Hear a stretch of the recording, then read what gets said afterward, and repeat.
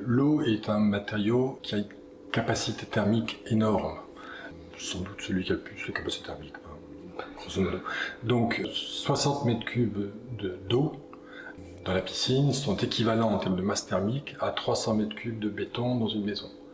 Donc calculez ça, mais si vous avez globalement autant d'eau en masse thermique que dans la maison, vous pouvez rééquilibrer très aisément les deux masses en créant ce point thermique dont je vous parlais tout à l'heure. Alors pour ceux qui n'ont pas saisi tout de suite le pont thermique, un pont thermique c'est un peu comme une maison avec un plancher. Il va y avoir un balcon en béton qui va être à l'extérieur, connecté avec du métal ou un matériau qui va être connecteur, qui va transmettre les calories.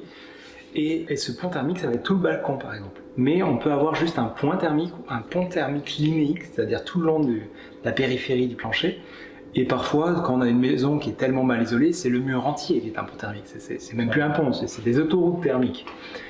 Mais là, il s'agit d'un pont thermique ponctuel. Donc, comme disait Saint-Goulven, vous avez des ponts thermiques linéiques, les angles des bâtiments sont des ponts thermiques linéiques, donc des lignes, et des ponts thermiques ponctuels qui sont en général des bêtises. C'est quand on a fait passer un tuyau de la salle de bain au jardin pour arroser le jardin.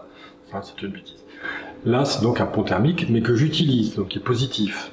Ce pont thermique est très faible quand je l'utilise pas, puisque le tuyau de plastique n'emplit que d'air immobile, et il est très fort quand de l'eau passe dedans, puisque l'eau conduit énormément les choses. Donc là, en l'occurrence, c'est un pont thermique qui est sciemment voulu et qui pénètre dans la maison.